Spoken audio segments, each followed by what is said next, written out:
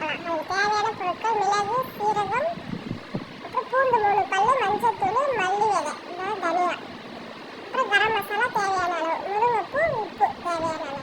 ஒரு பாத்திரத்தில் 1 டம்ளர் தண்ணி ஊற்றிக்கிறேன். அதை ஸ்டவ் ஆன் பண்ணி ஒரு 10 நிமிஷம் சூடு பண்ணுவேன். 10 நிமிஷம் சூடு பண்ணதும் குத்துக்கல்லில்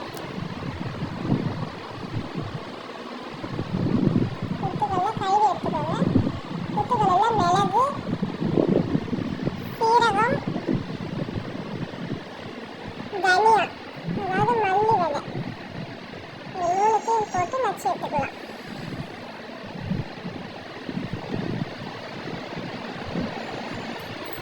அதுக்கப்புறம் ஒரு 3 பல்லு பூண்டு இருக்கு இல்லைங்களா, இந்த பழத்துக்கு எடுத்துக்கிட்டு 3 பல்லு பூண்டையும் போட்டுக்கோங்க.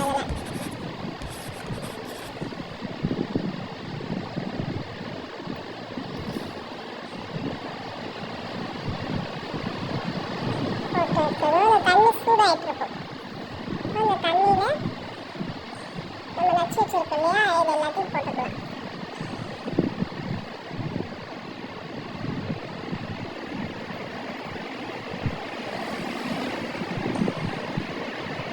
உடம்புக்கு ரொம்பவே நல்லதுங்க இந்த சூப்பு.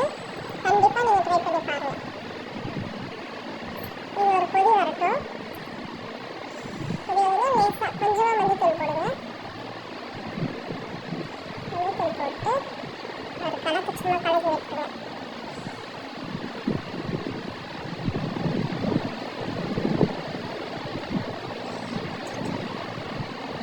முருங்கைப்பூ தண்ணியில் போட்டு அலசி எடுத்துக்கோங்க.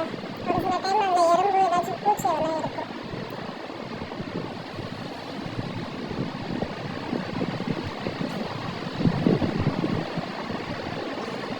ஃப்ரெஷ்ஷாக இருக்குது பாருங்கள் முருங்கைப்பூ. கொதிக்கும் போது அந்த முருங்கைப்பூ போட்டு ஸ்டவ் ஆஃப் பண்ணிவிடுங்க.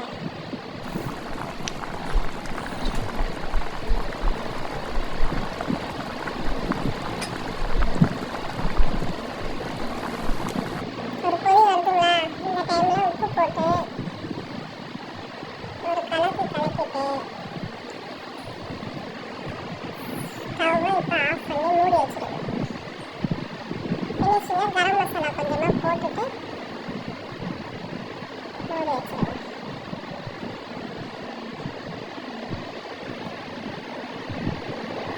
இப்போ முருங்கைப்பூ சூப் ரெடி ஆகிடுச்சு. வாங்க சர்வ் பண்ணலாம்.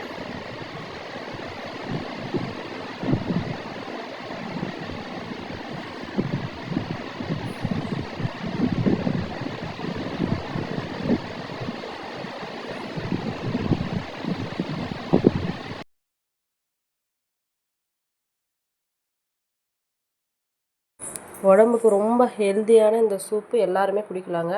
இது எல்லா சத்துக்களுமே இந்த சூப்பில் இருக்குது. கண்டிப்பாக ட்ரை பண்ணி பாருங்கள். சேனலை சப்ஸ்கிரைப் பண்ணுங்கள், லைக் பண்ணுங்கள், கமெண்ட் பண்ணுங்கள். ஓகேவா? சூப் எப்படி இருந்துச்சுன்னு கண்டிப்பாக கமெண்ட் பண்ணுங்கள். பாய்.